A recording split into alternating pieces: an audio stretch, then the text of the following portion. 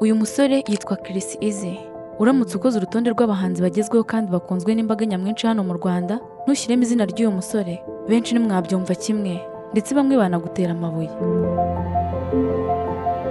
Ni umusore umaze igihe ari kuri top kuva muri 2020 asohora indirimbo ye ya mbere yise Faster. Kuva ubwo yahise afatiraho akora hit after hit, kugeza ubwo yakoraga indirimbo yabaye hit igihugu cyose, ikaba isereri mu mitwe y'abantu, indirimbo yise Inana. Iyi ndirimbo yarakunzwe bikomeye ndetse yasize yandikishije izina Chris Easy mu ruhando rw'abahanzi bakomeye mu gihugu, kuko uretse kuba yarabaye hit yanamwicaje ku meza amwe n'ibihangange nka Meddy, The Ben, Bruce Melody, Soshomura n'abandi bafite indirimbo zarengeje miliyoni 5 z'abazirebye kuri YouTube. Inana kandi yasize imuhesheje ibihembo bikomeye nka Kisama Award nk'indirimbo ya Sama, ndetse na umuhanzi w'umwaka ukizamuka. Kuva ubwo ni umuhanzi ukomeye kandi ukunzwe, ibyo bigashimangirwa no kuba nta gitaramo gikomeye mu gihugu adatumirwamo, utibagiwe n'ibyo mu mahanga. Ariko se mu by'ukuri uyu musore watangiye ari umuraperi w'umuhanga, ariko nyuma agahindura umuvuno akinjira muri Afrobeat, ni mu ntoki. Ubuzima bwe kuva avutse kugeza uyu munsi ni ubuhe? Reka twinjire mu isomero twegure inyandiko maze ducukumbura ubuzima n'amateka by'uwo musore uri ku bice bigacika hano mu Rwanda ndetse no hanze yarwo. Njye nitwa Aniki, nguhaye ikaze. Amazina yiswe n'ababyeyi ni Nsengimana Rukundo Christian. Impano ya Nsengimana umaze kwamamara nka Chris Easy ikomeje gutangarirwa cyane kubera ubuhanga bwihariye yihuza nabwo byagera ku ijwi rye, abiganjemo abagore n'abakobwa, imitima igasimbagurika. Hari na bamwe batacyumva indirimbo z'abandi bahanzi kuko ngo baba bumva ari nko kumuca inyuma. Umwihariko we, indirimbo ze zirakundwa kuva ku mwana w'igitambambuga kugeza ku mukecuru cyangwa umusaza ufite imvi zabaye uruyenzi.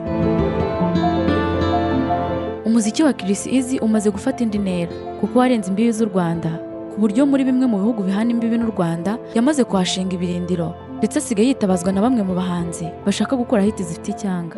Nko muri comment ziri ku ndirimbo yise Edeni, hari umunya-Uganda wagaragaje ko amaze igihe kinini yaramwihebeye, ati ndi umunya-Uganda, ariko uyu niwe muhanzi umwe rukumbi ukunze kugaragara ku rutonde rw'indirimbo numva kuva ku Nana, Amashu, Basi Sorry n'izindi. Ni umuhanzi w'umuhanga, yaba mu miririmbire ye wumva ijwi ry'ukanyurwa, yabihuza na beat na melody ndetse n'isura yikurura benshi mu gitsina gore, agahu kakaba gahuye n'umunyotsi. Mu ndirimbo amaze gushyira hanze amaze kwerekana ko ari umwe mu bahanzi ngenderwaho muri iki gihe mu Rwanda. Yakunzwe mu ndirimbo zirimo Faster, Amashu, Amashimwe yakoranye na Fireman, Edeni, bigeze ku yo yise Inana, byo ibindi bindi. Yakoze kandi yitwa Basi Sorry yakoranye na Pasi Kizito, iyiswe Lala yahuriyemo n'umurundi Kiriku Akili. Stop nayo yakunzwe bikomeye cyane naha, iyitwa Sekoma nayo yabiciye bigacika ku mbuga nkoranyambaga. Jugumira yakoranye na DJ Phil Peter na Kevin Kade, noneho byagera kuri Sambrera yasohoye mu mpera za 2024 bikaba ibindi, kuko kuva ku mwana uri kwiga kuvuga kugeza ku mukecuru n'umusaza imvi zabaye uruyenzi, iyi ndirimbo barayizi. Iyi ndirimbo kandi iri mu zakoreshejwe ama-challenges menshi atandukanye kuri TikTok mu mpera za 2024. Ikindi wamenya kandi ni uko nyinshi mu ndirimbo za Chris Easy zakozwe n'umuproducer wubatse izina rikomeye hano mu Rwanda ndetse no hanze yarwo, ariwe Mugisha Robinson. Ni umuproducer w'umuhanga wamenyekanye cyane ku izina rya Element Ere, wavukiye mu karere ka Karongi. Uyu akaba amaze gukora indirimbo nyinshi zitandukanye z'abahanzi bakomeye ba hano mu Rwanda. Chris Easy yatangiye urugendo rw'ubuhanzi ari umuraperi, yagiye agerageza amahirwe mu marushanwa atandukanye ndetse akajya ahirwa, cyane ko nko muri 2016 yegukanye irushanwa rya Talent Zone ryategurwaga na Royal FM ndetse n'iryitwa Europe Hip Hop Fest 2019. Hari abamwibuka mu mashusho yafashwe icyo gihe arimo kuririmba muri iri rushanwa, aho bari bagize akanama nkemuramaka barimo umuhanzikazi Mbabazi Fiona yamubwiraga ko afite ahazaza heza ariko akwiye kugira ibyo avugurura mu miririmbire ye. Chris Easy yatangiye ari umuraperi w'umuhanga aririmbana na mugenzi we witwa Aho Beats mu itsinda ryitwaga Octagons. Iri tsinda ryakoze indirimbo zirimo Uzi Kusetsa, Ese Urabizi n'izindi zitandukanye. Yatangiye kuririmba mu njyana ya Afrobeat muri 2021 ubwo yatangiraga gukorana na sosiyete ya Giti Business Group ikora ibikorwa byo gufasha abahanzi gusobanura filime n'ibindi. Yabwiye igihe ko kuririmba ari ibintu yatekerezaga kuva kera, ariko akaza kubishyira mu bikorwa ubwo yahuraga na Junior Giti ukuriye Giti Business Group imufasha mu bikorwa bye bya muzika. Ati kuva kera numvaga nshaka gukora umuziki kurusha uko nakora injyana imwe, ahubwo igihe cyo kubishyira mu bikorwa cyari kitaragera, kuko no kurapa nabyo nzajya mbikora. Nahuye na Junior Giti ampa igitekerezo, tugihura banteye imbaraga zo kubikora mpita ntangira. Yakomeje agira ati hano nahise mbona ariho hari umugati, reka ndwane, gusa isaha n'isaha nabakubita indirimbo ya rap ntawamenya. Abakunzi batweretse ko ari byo bashaka nabyo twabikora. Yavuze ko yaba ari ukurapa cyangwa kuririmba byose nta na kimwe cyoroshye, kuko ngo byose ari nk'urugamba kubikora. Yemeza ko atavuye muri hip hop kubera uburyo abaraperi bafatwa, ahubwo yayivuyemo kubera itari iri gucuruza kuri we.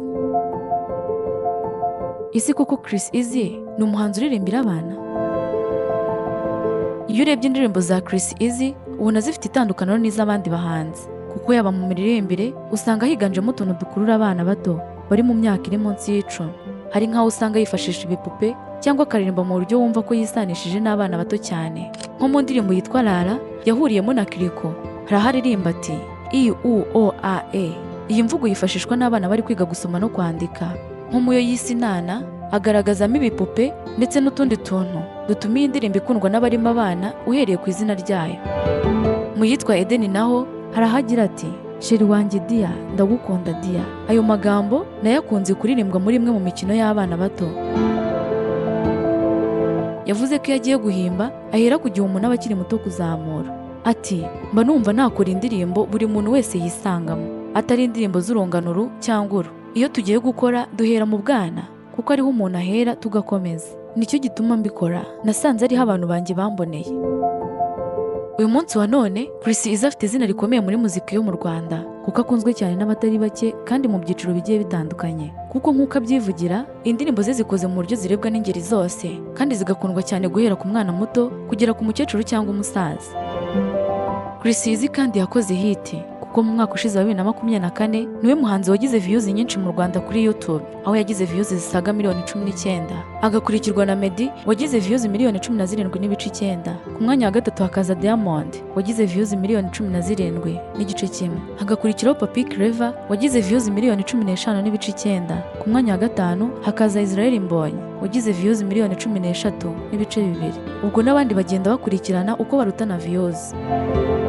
Ushobora kuba wakundaga Chris Easy ariko utazi ubuzima bwe, gusa ubu noneho niba wakurikiye neza iki cyegeranyo ndahamya ntashidikanya ko wamukunze kurushaho. Ngaho twandikire muri comment utubwire ikintu ukundira Chris Easy, niba kandi utanamukunda utubwire ikintu mwangira. Ikindi kandi ntiwibagirwe gukanda like kuri iyi video no kuyisangiza inshuti zawe. Niba kandi utarakora subscribe hano ku Isomero, uyu ni umwanya mwiza wo kubikora. Ni naha dusoreje icyegeranyo cyacu cy'uyu munsi. Wakoze cyane kubana natwe, Imana ikurinde.